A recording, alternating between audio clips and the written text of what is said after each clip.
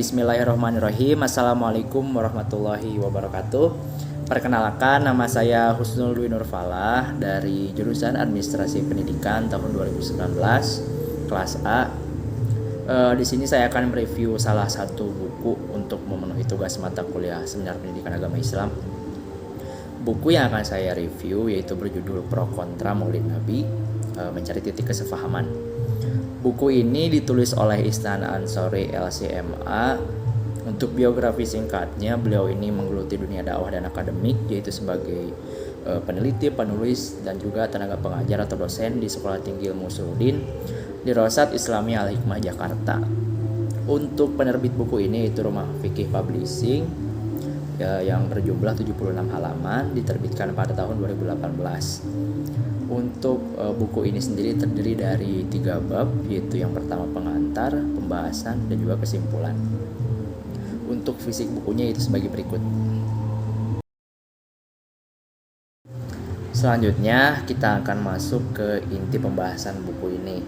Sesuai judulnya, buku ini membahas tentang fenomena pro dan kontra mengenai perayaan Maulid Nabi.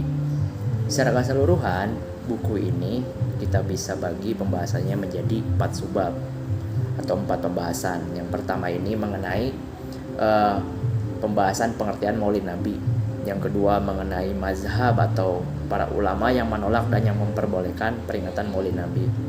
Kemudian yang ketiga yaitu pembahasan mengenai pro dan kontra peringatan Maulid Nabi jika diambil dari berbagai sudut pandang.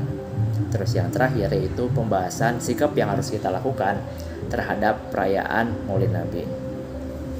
Menurut salah satu pendapat dari Syekh As-Said Zain Al-Sumaid dalam salah satu karyanya mengatakan bahwa Maulid Nabi yaitu merupakan memperingati hari kelahiran Rasulullah SAW dengan menyebut-nyebut kisah hidupnya atau menyebut tanda-tanda kemuliaannya, mukjizatnya dalam rangka mengagungkan kedudukannya dan menampakkan kegembiraan atas kelahirannya.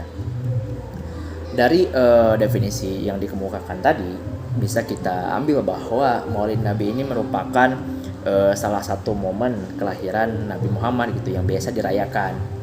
Biasanya merayakannya berwujud dalam kegiatan atau amalan-amalan ibadah yang bersifat mutlak. Contohnya yaitu pembacaan atau pengkajian sirah nabawiyah atau cerita-cerita pada zamannya. Kemudian membaca syair-syair yang ada dalam kitab-kitab terdahulu seperti kitab Al-Barzanji, Sibtu Ad-Durar, dan yang lain-lainnya. Terus kemudian ada amalan ibadah seperti bersolawat, membaca Al-Quran, bersodakoh, dan berbagai amalan ibadah lainnya. Dengan tujuan utama untuk menampakkan kegembiraan atas kelahiran Nabi Muhammad SAW.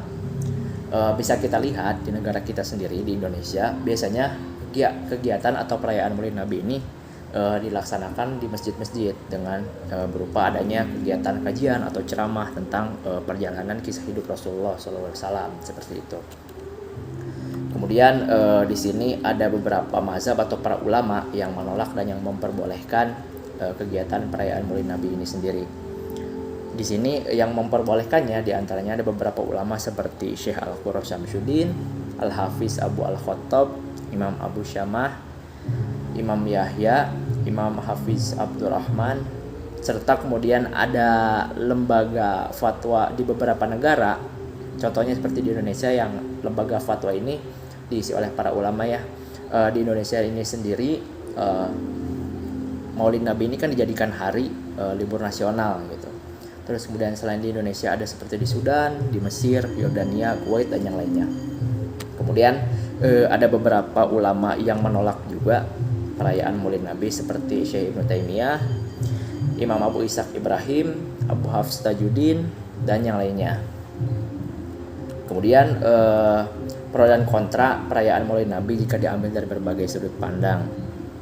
Nah, di sini dari dalam buku ini saya mengambil 2 sudut pandang pro dan kontra.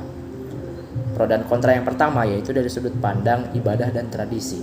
Kita jika mengambil dari sudut pandang ibadah, maka perayaan Maulid Nabi ini akan bersifat kontra. Karena apa? Karena peringatan Maulid Nabi ini merupakan ibadah yang tidak berdasarkan dalil, karena sebelumnya belum pernah dilakukan pada zaman Rasulullah SAW peringatan Maulid Nabi ini, sehingga jika kita melihat dari dalilnya tidak ada maka akan bersifat haram seperti itu. Namun sedangkan jika kita mengambil sudut pandang tradisi, maka perayaan Maulid Nabi ini sendiri akan bersifat pro gitu, diperbolehkan atau sah-sah saja, karena menganggap hanya sebatas peringatan rutin gitu yang biasa dilaksanakan. Dan juga isinya pun atau konteks kegiatannya berisikan amalan-amalan ibadah seperti yang sudah saya sebutkan tadi, terkait seperti membaca syair-syair, kisah hidupnya, terus juga kemudian bersolawat, bersedekah, membaca Al-Quran, dan yang lainnya dengan tujuan utama yaitu menyambut kegembiraan atas lahirnya Nabi Muhammad SAW. Itu untuk sudut pandang pro kontra antara ibadah dan tradisi. Kemudian kita masuk ke sudut pandang yang kedua, yaitu antara bid'ah sayyi'ah dan bid'ah hasanah. Perlu kita ketahui dulu bahwa yang dimaksud dengan bid'ah sayyi'ah itu yaitu perbuatan baru yang nyata dan bertentangan dengan ajaran Islam, itu untuk bid'ah sayyi'ah. Kemudian untuk bid'ah hasanah yaitu bid'ah yang diperbolehkan selama tidak bertentangan dengan ajaran Islam. Nah, jika kita menilik dari sudut pandang bid'ah sayyi'ah, maka akan bersifat kontra terhadap kegiatan perayaan Maulid Nabi ini, karena memang sebelumnya belum ada dalil yang menyebutkan bahwa kegiatan Maulid Nabi ini harus dilaksanakan seperti itu atau pernah dicontohkan oleh Rasul, sehingga akan bersifat bid'ah sayyi'ah atau dirasa bertentangan dengan ajaran Islam, dan juga ditakutkan memang konteks kegiatannya tidak sesuai dengan amalan-amalan ibadah. Sedangkan dengan bid'ah hasanah, jika kita mengambil sudut pandangnya, maka akan bersifat pro atau setuju terhadap perayaan Maulid Nabi, karena memang jika dilihat dari konteks kegiatannya selama ini untuk perayaan Maulid Nabi itu berisikan dengan amalan-amalan ibadah gitu, sehingga tidak bertentangan dengan ajaran Islam dan mendukung tujuan syariat. Pada akhirnya sikap yang harus kita ambil terhadap perayaan atau fenomena Maulid Nabi ini, bagi pihak yang menerima peringatan Maulid Nabi hendaknya menjadikan peringatan ini semata-mata tradisi yang hukumnya adalah boleh atau mubah gitu, dan tentunya perbuatan yang boleh atau mubah itu tidak diwajibkan untuk siapapun gitu ya. Dan di samping itu juga bagi yang menerima atau pro terhadap peringatan Maulid Nabi ini, hendaknya memastikan sterilisasi peringatan Maulid Nabi ini dari berbagai macam kemungkaran atau pelanggaran terhadap syariat Islam itu, karena ditakutkan terjadinya hal-hal penyelewengan sehingga nanti termasuk kepada bid'ah sayyi'ah yang melanggar atau bertentangan dengan syariat Islam. Kemudian bagi pihak yang menolak peringatan Maulid Nabi atau kontra terhadap peringatan Maulid Nabi, hendaknya menjadikan ini merupakan suatu perbedaan pendapat yang harus diakui gitu. Karena jika dilihat dari beberapa mazhab atau ulama pun ada yang setuju, ada yang tidak, sehingga kita harus mengakui adanya perbedaan pendapat seperti itu. Baik, setelah kita mengulas inti pembahasan dari buku ini, selanjutnya kita akan membahas tentang kelebihan dan kekurangan dari buku ini.